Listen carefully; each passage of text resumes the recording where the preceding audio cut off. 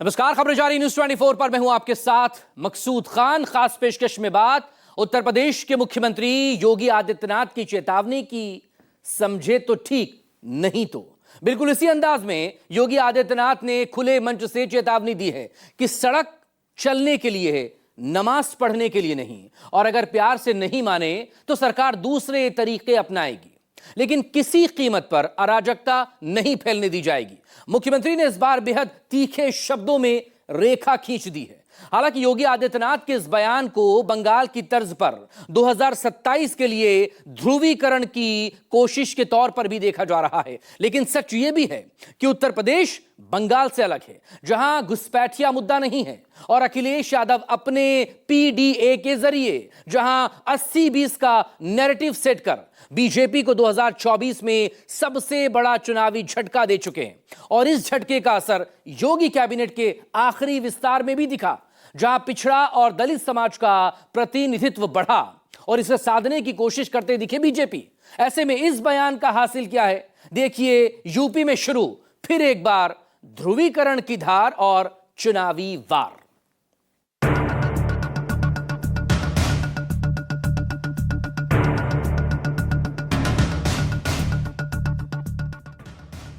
UP में 27 का agenda, नमाज, लाउड स्पीकर और डंडा। नमाज पढ़नी आवश्यक है, आप शिफ्ट में पढ़िए, हम उसको रोकेंगे नहीं, लेकिन सड़क पर नहीं। सड़कें चलने के लिए है या कोई भी व्यक्ति आकर के चौराहे पे आके तमाशा बना देगा?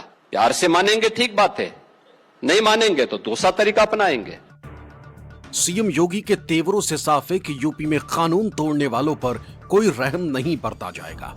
चेतावनी दी कि कानून सबके लिए बराबर है, सड़क रोकने की इजाजत नहीं दी जाएगी। मगर इस बयान की टाइमिंग ने सियासी पारा बढ़ा दिया। दरअसल बकरीद का त्योहार आने वाला है और उससे पहले लखनऊ में एक कार्यक्रम में सीएम योगी आदित्यनाथ के इस बयान के सियासी मायने निकाले जा रहे हैं। इसे 27 चुनाव के लिए बीजेपी के हिंदुत्व के नैरेटिव को तेज करने की कोशिश माना जा रहा है। पहले सुनिए सीएम योगी का पूरा बयान। लोग मुझसे पूछते हैं, साहब आपके यहाँ यूपी में क्या सड़कों पे सचमुच नमाज नहीं होती? मैं कहता हूं कतई नहीं होती है, आप जाके देख लो, नहीं होती है। अरे सड़कें चलने के लिए है या कोई भी व्यक्ति आकर के चौराहे पे आके तमाशा बना देगा? क्या अधिकार है उसको सड़क रोकने का? आवागमन बाधित करने का कौन सा अधिकार है? जहां उसका स्थल होगा वहां जाके करें। उन लोगों ने मुझसे कहा साहब कैसे होगा, हमारी संख्या ज्यादा है। हमने कहा शिफ्ट में कर लो, तुम्हारे घर में रहने की जगह नहीं है तो भाई संख्या नियंत्रित कर लो, और नहीं है सामर्थ्य क्यों बेकार आगे संख्या बढ़ाई जा रहे हैं। नमाज पढ़नी आवश्यक है, आप शिफ्ट में पढ़िए, हम उसको रोकेंगे नहीं, लेकिन सड़क पर नहीं। अगर आपको सिस्टम के साथ रहना है तो याद करना, हम उन नियम और कानून को मानना शुरू करें। हम सड़क को बाधित नहीं करने देंगे। हमारा काम है संवाद बनाना।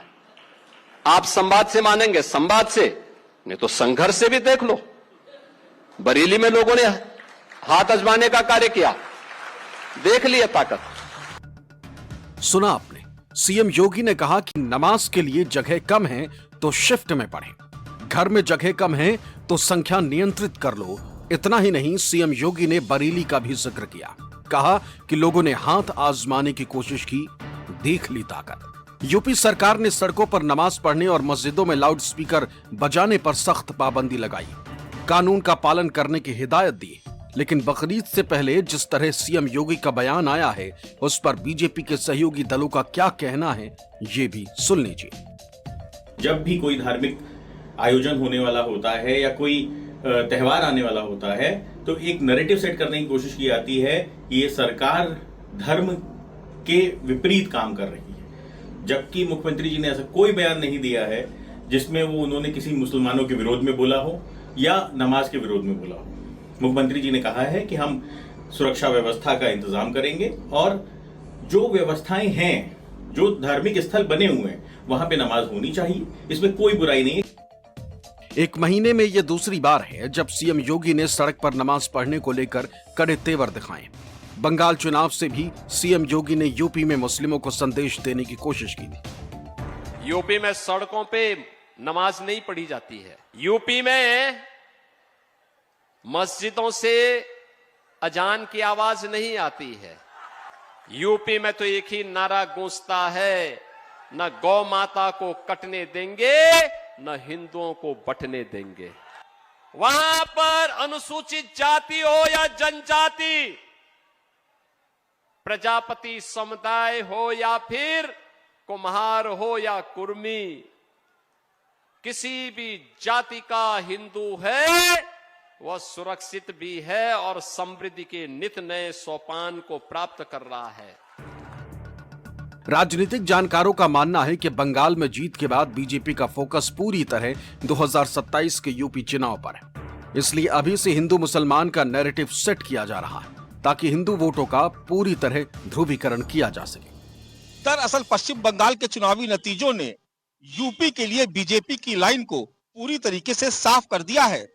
भारतीय जनता पार्टी अब हिंदुत्व की पिच पर आगे बढ़ने की कोशिश कर रही है और हिंदुत्व ही उसके लिए वो ब्रह्मास्त्र है जिससे वो विपक्षी दलों को धराशायी कर सकती है और एक बार फिर से 2027 के विधानसभा चुनाव में यूपी की सत्ता पर काबिज हो सकती है। सीएम योगी के बयान पर यूपी का सियासी पारा हाई हो गया। मुस्लिम समाज समेत विपक्षी दलों ने बयान का कड़ा विरोध जताया। एआईएमआईएम और समाजवादी पार्टी ने यूपी सरकार पर जानबूझकर मुस्लिमों को टारगेट करने का आरोप लगाया। देश का हिंदू मुसलमान सिख ईसाई वो बहुत प्रेम से रहता है।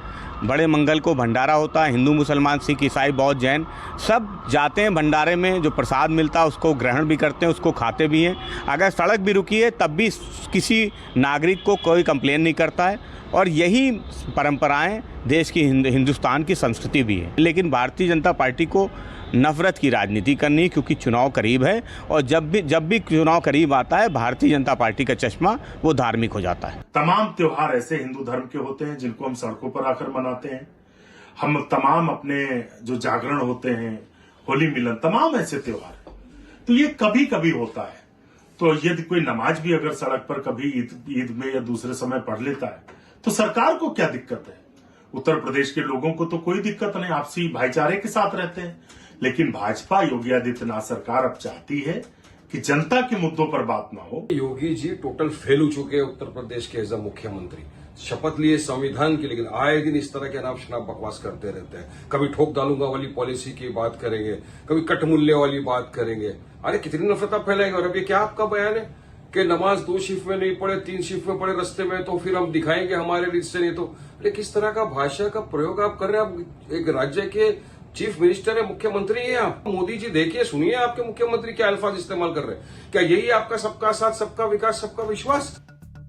सीएम योगी के बयान से ही यूपी की सियासत नहीं गरमाई है, बल्कि फिरोजाबाद में एक कार्यक्रम के दौरान लाउड स्पीकर पर अजान को लेकर योगी सरकार में मंत्री ठाकुर जयवीर सिंह ने भी विवादित टिप्पणी कर दी। कहा कि सुबह 4 बजे अजान होती है जिससे नींद में खलल पड़ता है।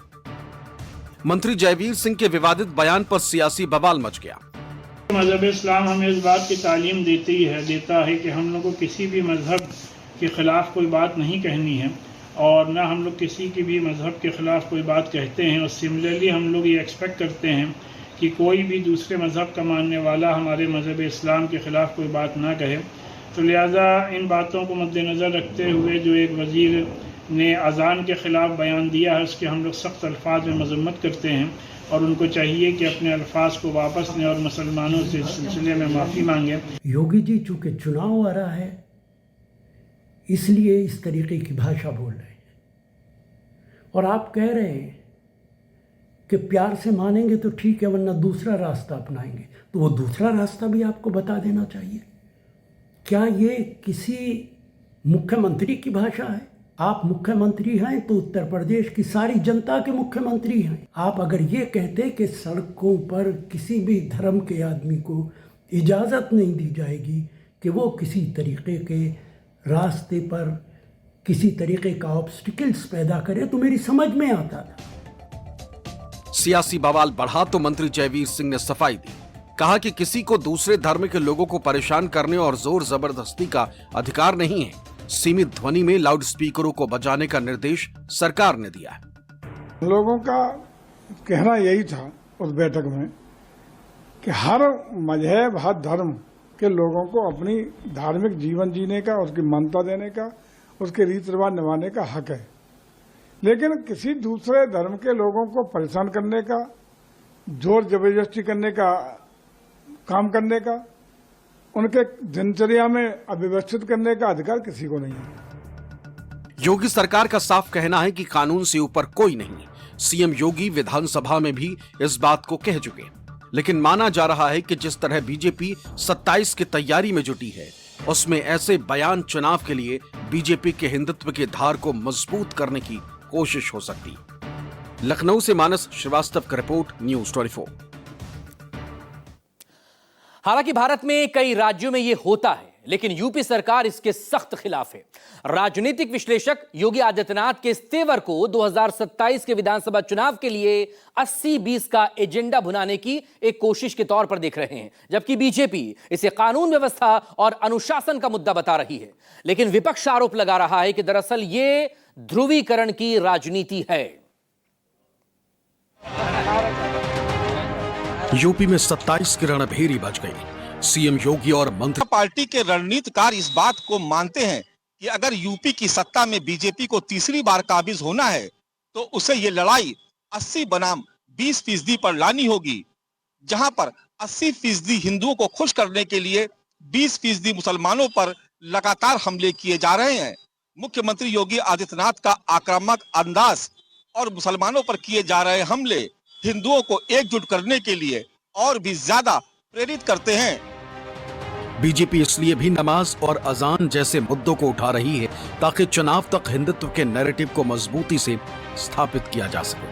खास बात यह है कि 2024 के लोकसभा चुनाव में अखिलेश यादव के पीडीए ने बीजेपी को मुश्किल में डाला था। पीडीए में ए का मतलब अल्पसंख्यक है और यूपी में 140 से ज्यादा विधानसभा सीटों पर मुस्लिम मतदाता 20 से 45% तक। इसलिए बीजेपी और सहयोगी दल हिंदुत्व को धार देने की कोशिश कर रहे हैं। जब पूजा पाठ के लिए चाहे मस्जिद हो, चाहे मंदिर हो, चाहे गिरजाघर हो, गुरुद्वारा हो, बनाया इसी नाते जाता है कि उसके अंदर अपना हम पूजा पाठ करेंगे। किसी सड़क पर खुलेआम कोई पूजा पाठ नहीं करता है। तो उन्होंने जो कहा है माननीय मुख्यमंत्री जी ने वो सही कहा है। जहाँ जहाँ बीजेपी की सरकार है वहाँ मस्जिद के बाहर नमाज नहीं पढ़ने दिया जा रहा है हमें। लेकिन इसी देश के अंदर दूसरे धर्म के लोग सड़कों पर बड़े बड़े कार्यक्रम करते हैं। कई दिनों तक, कई महीनों तक सड़कें जो है धार्मिक लोगों से भरी रहती हैं। आज तक कभी किसी मुसलमान ने उसका ऑब्जेक्शन नहीं दिया।